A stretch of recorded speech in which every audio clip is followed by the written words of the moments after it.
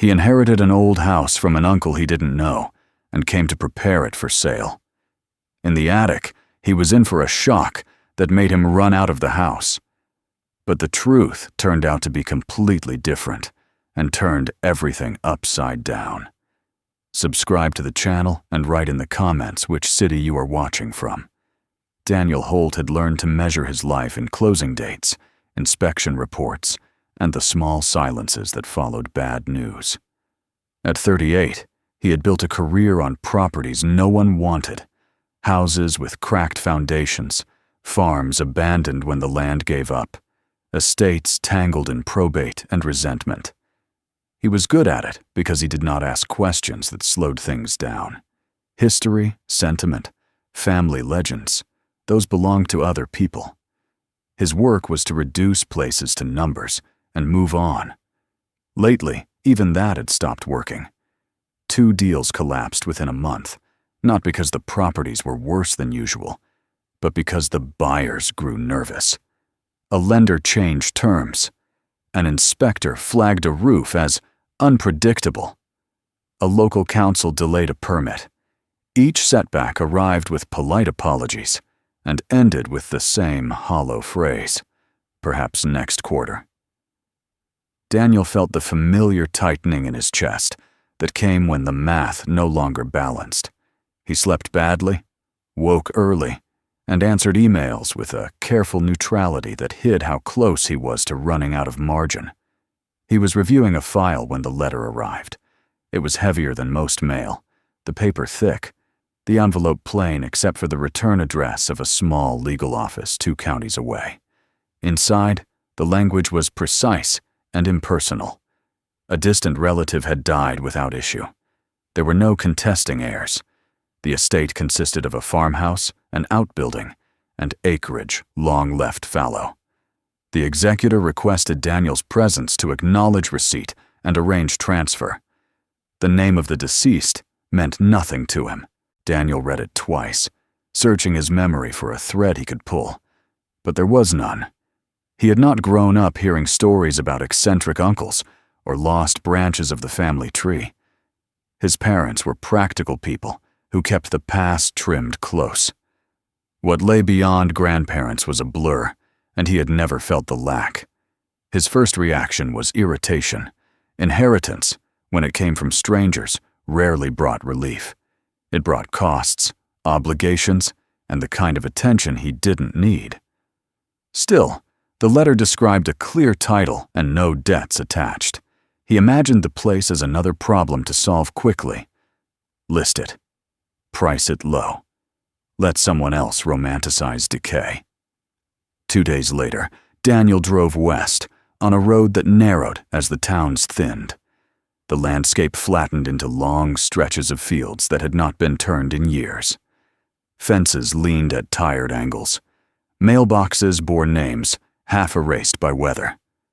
The sky was wide and empty, the kind of openness that made him feel exposed. His phone lost signal before the last turn, and the silence inside the car grew dense. The farmhouse stood back from the road, reached by a gravel drive that crackled under his tires. It was larger than he expected, 2 stories with a pitched roof that had survived more seasons than it had any right to. The wood had darkened, but not rotted. Windows were intact. Nothing screamed neglect so much as abandonment. The place looked as though it had been closed carefully, like a book set aside rather than thrown away. Daniel parked and sat for a moment, listening. There was no wind, no insects. The air smelled of dry grass and old wood. He unlocked the door with a key the executor had mailed and stepped inside. The house was empty, but not stripped. Furniture stood where it had been left, covered with sheets that dulled their shapes. The floors were clean beneath a uniform layer of dust. Doors were shut, some with extra locks that seemed unnecessary now. Daniel moved room to room, noting square footage, ceiling height, the state of the wiring. He opened cupboards, checked plumbing, tested windows. Everything was old, but nothing was broken in the way that forced immediate decisions. As the afternoon wore on, he felt a faint unease that had nothing to do with defects. It was the sense of order. Drawers were closed, chairs pushed in. Even the dust seemed evenly settled, as if the house had exhaled once and held its breath. In the hallway upstairs, he noticed the ceiling. There was a narrow hatch, its edges sealed with paint that had cracked along the seam. It was not unusual. Many houses had attic access there, but something about it held his gaze. The latch was clean. The surrounding ceiling bore no water stains. It looked tended. Daniel made a note and moved on. There was no ladder, and the day was already slipping. He finished his inspection and, against his better judgment, decided to stay the night. The nearest motel was an hour back the way he had come, and the house, for all its quiet, felt stable. He cooked a simple meal on the old stove and ate standing at the counter, listening to the sound of his own breathing. Sleep came slowly. The house creaked as temperatures shifted, and Daniel found himself thinking about the letter, the stranger whose name he had read. He imagined a man who closed doors carefully, who locked rooms not out of fear, but habit. When he finally slept, he dreamed of rooms stacked above rooms, each sealed with patience. In the morning, he woke with the sense that there was work he had not finished. The light through the windows was pale and even. He drank coffee that tasted of metal and resolved to complete the inventory before leaving. He retrieved gloves, a mask, and a flashlight from his truck. When he returned inside, his steps carried him upstairs without conscious choice. The hatch waited. He pulled it open, and a ladder unfolded with a soft complaint of hinges. The air that drifted down was dry, sharp with dust, and something sweet and old. Daniel climbed, the beam of his flashlight cutting a narrow path ahead. The attic did not look like any he had seen before. It was full. Not cluttered, not messy, but filled from floor to rafters with tightly packed hay. The bales had been broken down and laid in layers, the stalks aligned as if by a careful hand. They rose nearly to the peak of the roof, forming walls that swallowed the light. Daniel stood still, absorbing the absurdity of it. Hay belonged in barns, not above bedrooms. It was a fire hazard, a weight the house did not need to carry. He reached out and touched it. The hay was brittle but dry, preserved in a way that suggested intention. It did not shift when he pressed, but held, compacted. He began to clear a small section, working methodically. The dust rose and settled on his clothes. His arms ached.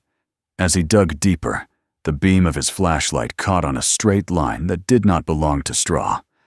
He brushed away the hay and felt wood beneath his gloves, smooth and edged. Daniel paused, the weight of the silence pressing closer. Whatever lay beneath the hay was not part of the house. It was something placed there, hidden carefully, above everything else. He brushed more hay aside and exposed a corner, then a lid, then the unmistakable outline of a small coffin. His breath caught. He stepped back, heart pounding, and scanned the attic. As his eyes adjusted, he saw more shapes, all aligned, all identical in size. Dozens of them, tucked along the walls, wedged between the beams, buried under the hay, as if to protect them from time itself. Daniel stood at the threshold of understanding, the professional part of him cataloging the find, even as another part recoiled. He did not yet know what he had inherited. He only knew that the house above his head had been carrying a secret, patiently, for longer than he had been alive. Daniel did not climb down from the ladder right away. He remained standing at the edge of the attic, one hand gripping the rung, the other holding the flashlight, whose beam trembled, despite his effort to steady it. What he had uncovered was not yet fully revealed, but the suggestion alone was enough to unbalance him. The shapes under the hay were too deliberate, too uniform, to be dismissed as coincidence or old furniture. His first instinct was retreat, to close the hatch, drive away, and let an executor or a local official take responsibility. But habit, forged by years of confronting unpleasant properties, held him in place. He had learned long ago that walking away rarely made problems smaller. He forced himself to breathe slowly and stepped fully into the attic. The floorboards creaked, but held. The air was warm despite the season, insulated by the dense mass of hay. Dust motes drifted in the flashlight's cone like slow snowfall. The attic smelled not of decay, but of dryness, of long-preserved plant matter and old wood. It was not the smell he had expected, and the discrepancy unsettled him more than if the air had been foul. Daniel turned off the flashlight for a moment, letting his eyes adjust to the faint light that filtered through the small vents near the eaves.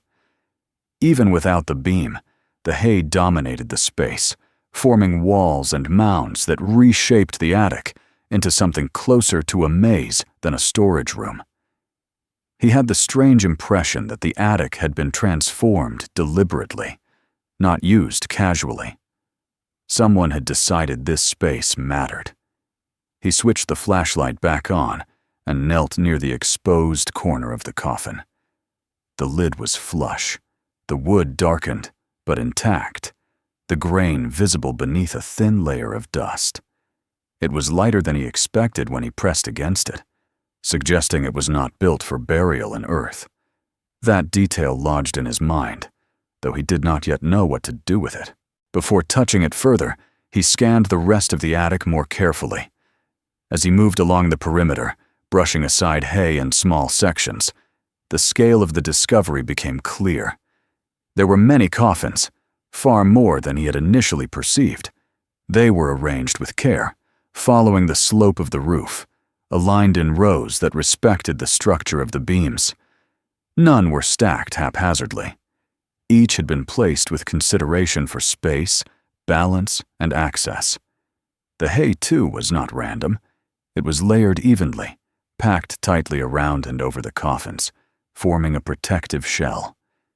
Daniel realized that removing it entirely would take hours, perhaps days.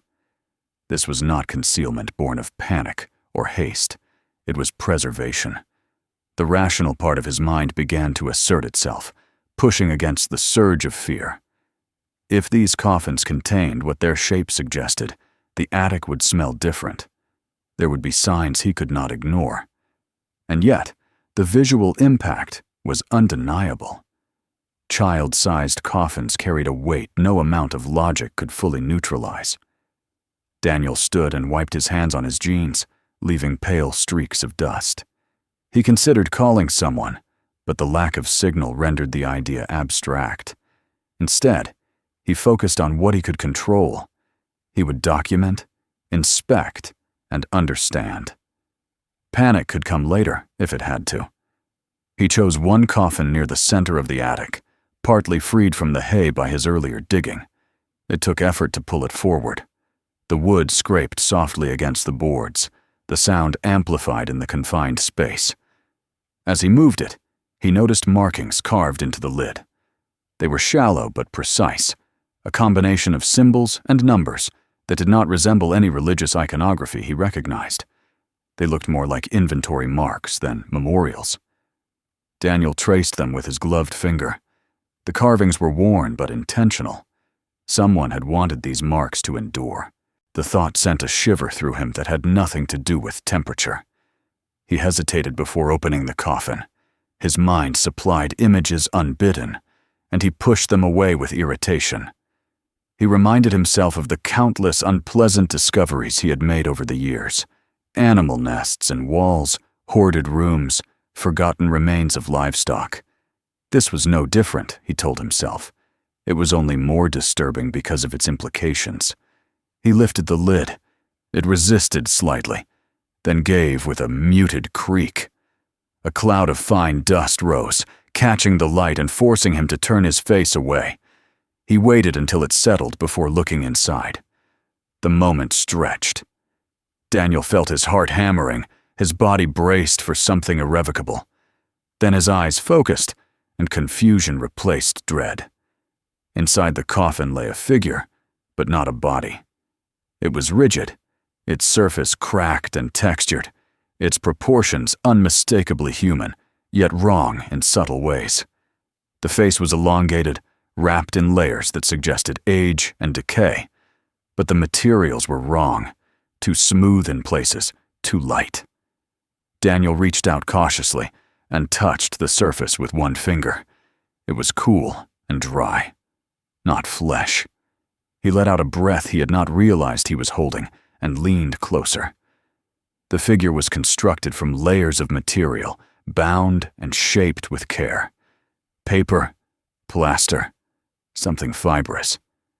Thin wires were visible at joints, where the outer layers had fractured slightly over time. This was not a corpse. It was an object. Relief flooded him, followed quickly by a different kind of unease. If these were not coffins in the funerary sense, then what were they? And why were they here, hidden so thoroughly? Daniel closed the lid and sat back on his heels, trying to slow his thoughts. He moved to another coffin and opened it. The contents were similar, though not identical. The face differed. The cracks followed different paths. The wrappings varied slightly. Each figure was unique, yet clearly part of a set. As he opened more coffins, the pattern became undeniable. These were crafted objects, not remains. They were meant to be seen, perhaps even displayed.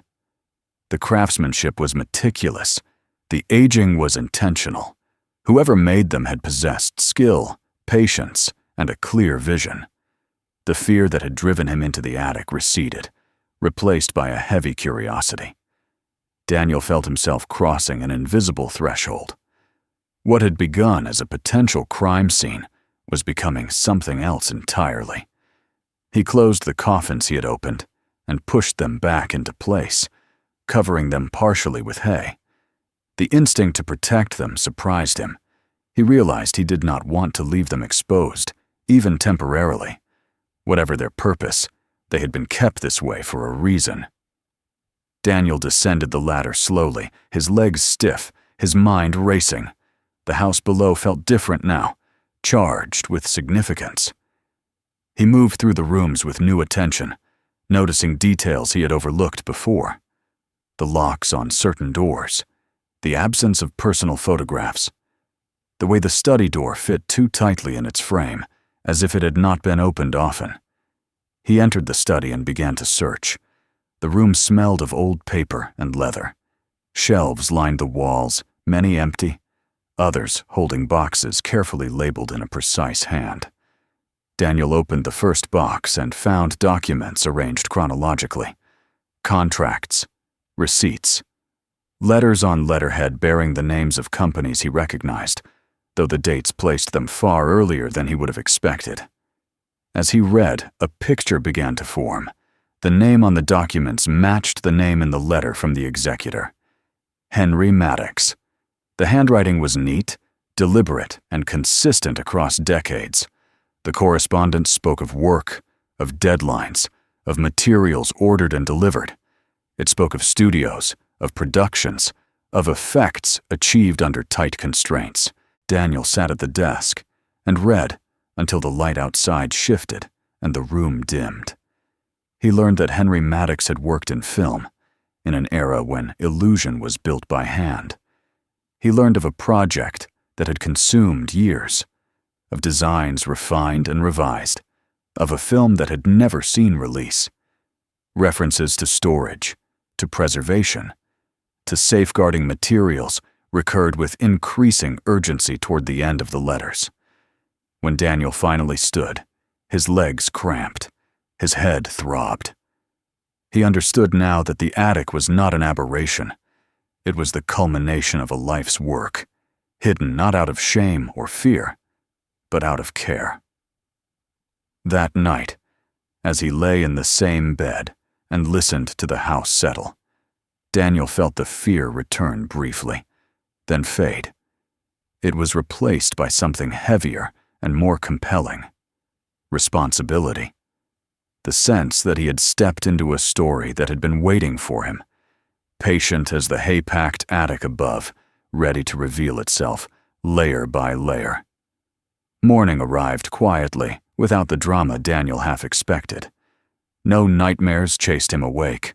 No sudden revelations forced themselves into his thoughts. Instead, he opened his eyes to a pale ceiling and the steady certainty that the house had not changed overnight. What had changed was him.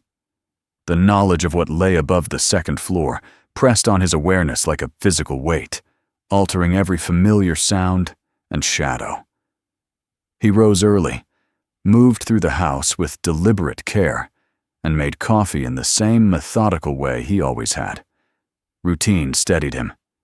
By the time he carried his mug to the window and looked out at the fields, he had reached a decision. Whatever the attic held, it would not yield its meaning through partial glances or hurried conclusions. He would approach it the way he approached every complicated property. Slowly, thoroughly, and with respect for the structure that contained it. He gathered supplies from his truck and returned upstairs. The ladder creaked as before, but the sound no longer startled him. At the threshold of the attic, he paused, inhaled the dry air, and climbed up. The hay seemed unchanged, but now Daniel noticed subtleties he had missed in his first shock. The layers varied in density, packed more tightly near the walls and beams, looser in the center. It was as though someone had understood not only how to hide objects, but how to protect them from shifting weight and moisture.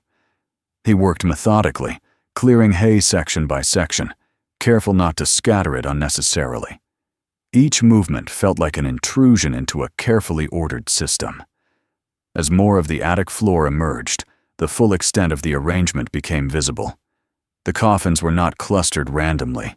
They followed the geometry of the space, respecting the angles of the roof and the load-bearing beams. There were no gaps where one might have expected hasty concealment, no signs of last-minute improvisation. This was a plan executed over time, with foresight. Daniel counted them twice, then a third time to be sure. There were far more than he had initially assumed. The number alone carried implications he was not ready to confront. He crouched beside one near the far wall and examined it closely. The wood was old but expertly joined, the corners reinforced, the lid fitted so precisely that dust had barely penetrated the seam. These were not mass-produced containers. Each had been made with care. The carvings fascinated him. They appeared on every lid, but no two sets were exactly alike. Some bore numbers alone, others a combination of numbers and stylized symbols. They did not resemble any funerary markings he had encountered in his work. There were no names, no dates, no words of mourning. Instead, there was an orderliness that suggested categorization. He opened several more coffins, one by one, careful to replace the lids gently each time. The figures inside varied subtly. Some had more pronounced facial features, others smoother contours. The materials differed slightly, as though the maker had experimented, refined techniques, adjusted formulas. Daniel recognized the progression instinctively. This was a body of work, not a single project. The figures were unsettling, not because they resembled death, but because they captured the illusion of age so convincingly. Cracks followed natural lines. Surfaces bore the illusion of erosion. The craftsmanship was so precise that Daniel found himself momentarily forgetting their artificial nature, then feeling a jolt of surprise when his fingers met the unyielding coolness of plaster and wax. As the initial fear receded further, a new emotion took its place. Awe. Whoever Henry Maddox had been, he was not a casual craftsman. This level of detail required obsession, patience, and a deep understanding of how people perceived form and texture. These were not props meant to be glanced at from a distance. They were meant to convince. Daniel replaced the last lid and stood, stretching his stiff back. The attic felt smaller now, crowded not just with objects, but with intent. He realized that the hay, the coffins, the careful placement were all part of a single philosophy: preservation. not hiding something shameful, but protecting something valuable from a world that might not understand it. The realization unsettled him in a new way. If these objects were valuable, then he was standing at the center of something that extended far beyond the walls of the farmhouse. The attic was not an endpoint. It was a repository. He climbed down and closed the hatch, though the action felt symbolic rather than final. The house seemed to breathe differently once it was shut, as though it approved of his restraint. The study drew him back almost immediately. He spent hours there, opening boxes, reading letters, piecing together fragments of Henry Maddox's life. The documents traced a steady career in an industry Daniel knew only superficially. Studios whose names had endured were mentioned casually, as though their future prominence had been impossible to predict at the time. There were invoices for materials, sketches annotated with meticulous notes, and correspondence that revealed a man deeply invested in his craft. One set of papers stood out. They referenced a production that appeared repeatedly, its title crossed out and rewritten, sometimes abbreviated, sometimes referred to only obliquely. There were notes about delays, about experimental techniques, about the need for secrecy. Later letters carried a different tone. Urgency crept into the margins. There were mentions of fires, of lost negatives, of studios dissolving and reforming under new names. Daniel read until his eyes burned. The story that emerged was incomplete, but compelling. Henry Maddox had worked on a film that had consumed him, one that pushed the boundaries of what could be achieved with physical materials. The project had faltered, then vanished, its existence reduced to rumor among historians and enthusiasts. What remained, it seemed, had been gathered and brought here. The attic was not merely storage, it was an archive. That evening, Daniel walked the perimeter of the property as the sun dipped low. The fields glowed briefly, then darkened. The house behind him looked unchanged, but he knew better now. It was not empty. It was full of intention, of choices made decades earlier and carried forward by circumstance into his care. As night fell, Daniel felt a strange calm. The fear that had seized him when he first saw the Coffins was gone, replaced by a sober awareness of responsibility. Whatever Henry Maddox had entrusted to this house had survived because it had been respected. Daniel understood, with a clarity that surprised him, that he could not treat the farm as just another problem to be solved. The story was not finished. It had merely been waiting, sealed above his head, for someone willing to look past the surface and ask what had been preserved, and why.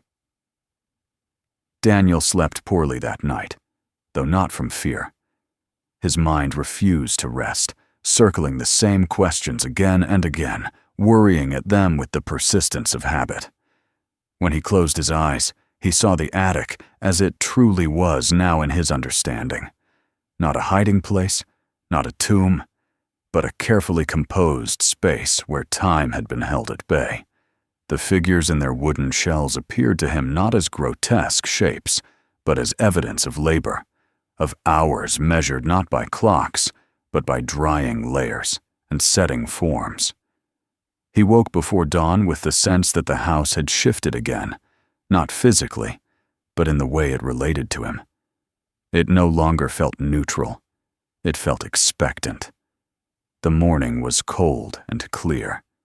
Daniel moved through the house quietly, as though noise itself might disturb something delicate.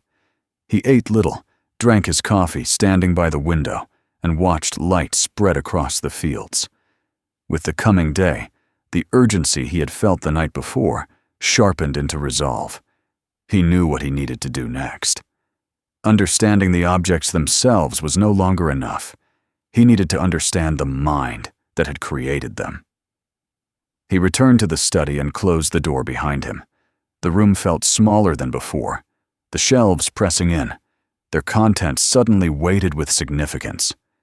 He opened the boxes again, not reading randomly this time, but following dates, tracing the arc of Henry Maddox's life through ink and paper. The early years were straightforward. Contracts listed his role plainly: property master, fabricator, designer of practical effects. The language was formal, restrained.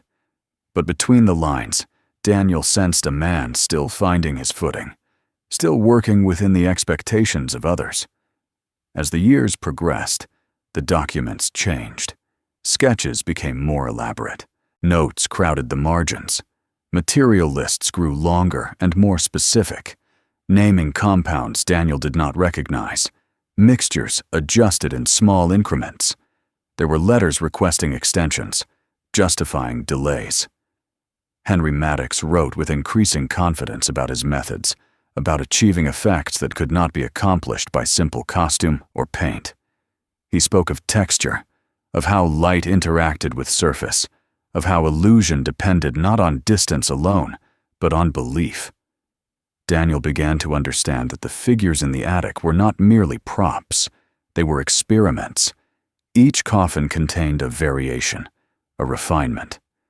The differences Daniel had noticed were not accidental. They were records of a process. In one folder, he found photographs. They were fragile, the edges curled, the images faded, but legible. They showed sets constructed to resemble ancient interiors, heavy with shadow. In the background of several shots, Daniel recognized the forms from the attic, the same elongated shapes, the same stylized wrappings. In some photographs, they were arranged in rows, in others posed individually, lit from sharp angles to exaggerate their features. The effect, even in still images, was unsettling. A note attached to one photograph caught his attention. It mentioned audience reaction during a test screening. The handwriting was tight, almost brittle. Effective, it read. Too effective. Daniel felt a chill that had nothing to do with the room's temperature. He searched for references to the film itself and found them scattered, never fully explicit. The title appeared crossed out, replaced by working names, sometimes reduced to initials. There were references to studio interference, to concerns raised by investors, to demands for changes that would blunt the impact of the work.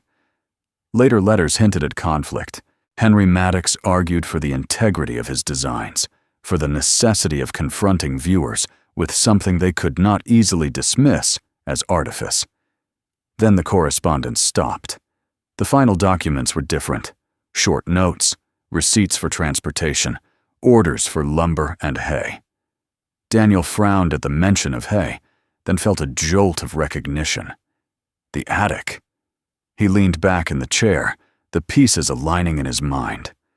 When the project collapsed, when the film was declared lost, Henry Maddox had not destroyed his work. He had removed it from circulation, gathered it, and brought it here. Not to bury it, but to save it. The coffins were not symbols of death.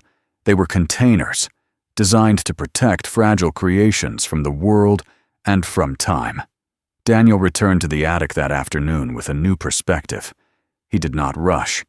He moved slowly among the coffins, opening a few with care, examining the figures as artifacts rather than objects of fear. He noticed details he had missed before: the way the wire armatures allowed subtle variation in posture, the layering techniques that gave the illusion of ancient material without the brittleness of real antiquity. The craftsmanship was extraordinary, especially considering the era in which it had been produced. He found one coffin that differed slightly from the others. The markings on its lid were more complex, the symbols deeper. Inside lay a figure more refined than the rest, its features both less exaggerated and more convincing.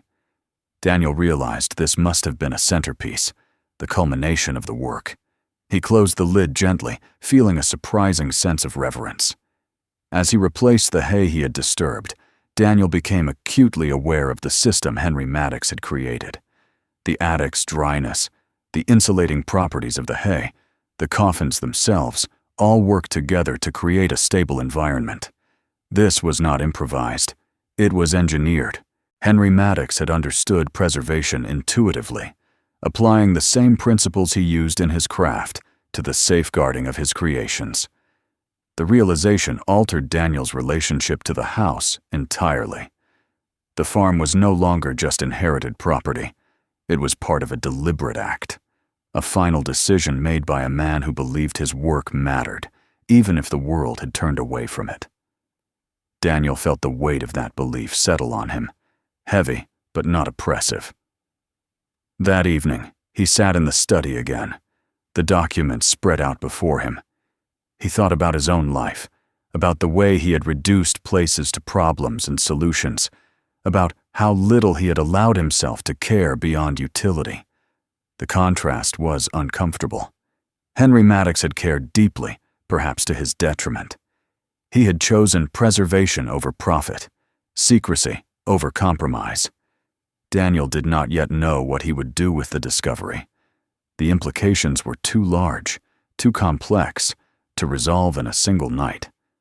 But one thing was clear. The attic and its contents were not his to exploit thoughtlessly. They were a trust, passed to him by circumstance, demanding consideration rather than haste.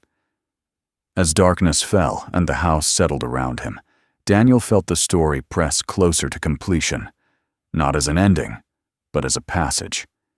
The fear that had once defined his response to the Coffins had transformed into something quieter and more demanding. Understanding. And with it came the knowledge that the next step would require him to invite others into the secret Henry Maddox had guarded for so long. Daniel did not make any calls that night.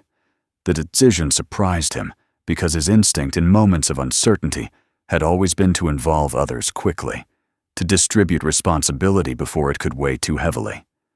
This time, he resisted. The house had carried its secret for decades without witnesses. It could carry it one more night while he decided how to speak about it, and to whom. He woke with a sense of clarity that had been absent for weeks. The anxiety that usually greeted him in the morning did not arrive. Instead, there was a steady awareness of purpose, unfamiliar but not unwelcome. He moved through the house, opening windows, letting in air and light as though preparing it to be seen. The farm outside looked unchanged, fields stretching toward the horizon, fences still leaning, the land still waiting. But Daniel no longer saw it as a failed investment. It was a setting, chosen deliberately, for something that had endured. By midday, he had written a list of names: archivists, film historians, conservators, whose work he had encountered indirectly through his career. He chose carefully, prioritizing those known for discretion over those hungry for attention. When he finally made the calls, he spoke plainly. He did not embellish. He described objects, materials, dates. He did not mention coffins at first, only containers. The reactions ranged from polite skepticism to restrained excitement. Each conversation ended the same way, with a request to see the site. The first to arrive was a conservator who specialized in early 20th century materials. She moved through the attic with reverence, her hands hovering just above the surfaces, her questions precise and unhurried. She noted the dryness of the air, the absence of mold, the stability of the temperature. When Daniel explained the hay, she nodded slowly, a smile breaking across her face as understanding settled in. It was ingenious, she said quietly. Crude by modern standards, perhaps, but effective. The hay absorbed moisture, buffered temperature changes, protected the wood and the contents from shock. The coffins themselves, she explained, were not morbid. They were transport cases, common in an era when fragile props traveled long distances by rail and truck. More experts followed. A historian recognized the figures immediately, not as individuals, but as a collective style, one associated with a film spoken of in footnotes and speculation. A curator confirmed the materials, tracing the progression of techniques across the set. Together, they pieced together what Henry Maddox had accomplished and why it had been hidden. The film had been considered too disturbing for its time, its physical realism confronting audiences with something they were not prepared to accept. When the studio collapsed, the negatives were lost, and the work was presumed destroyed. Daniel listened as they spoke, absorbing the transformation of his private discovery into public history. The attic, once a place of fear, became a site of study. The coffins were opened and closed with ritual care, each figure documented, photographed, catalogued. The hay was replaced carefully each time, its role no longer questioned, but respected. Word spread, but not in the way Daniel had feared. There were no reporters at the gate, no sudden invasion of noise. The community of scholars moved deliberately, aware of the fragility of what they had found. Museums expressed interest. Archives offered resources. Collectors inquired, though their tone was measured, deferential to the historical weight of the objects. Through it all, Daniel remained present, not as an owner asserting control, but as a steward. He learned quickly, asking questions, listening more than he spoke. The language of preservation replaced the language of sale in his mind. He thought about value differently now, not as a figure on a page, but as something accrued through care and continuity. When the time came to decide the future of the collection, the choice felt inevitable. The figures would not be dispersed, sold off individually to vanish into private rooms. They would remain together, contextualized, their story told as Henry Maddox had intended, through their collective presence. A museum agreed to acquire them as a single archive, ensuring their conservation and study. The sum Daniel received was substantial, enough to resolve his financial troubles, and then some. But the money felt secondary, almost incidental, to the sense of having done something right. On the day the last coffin was carried down from the attic, Daniel stood in the doorway and watched the light shift across the empty space above.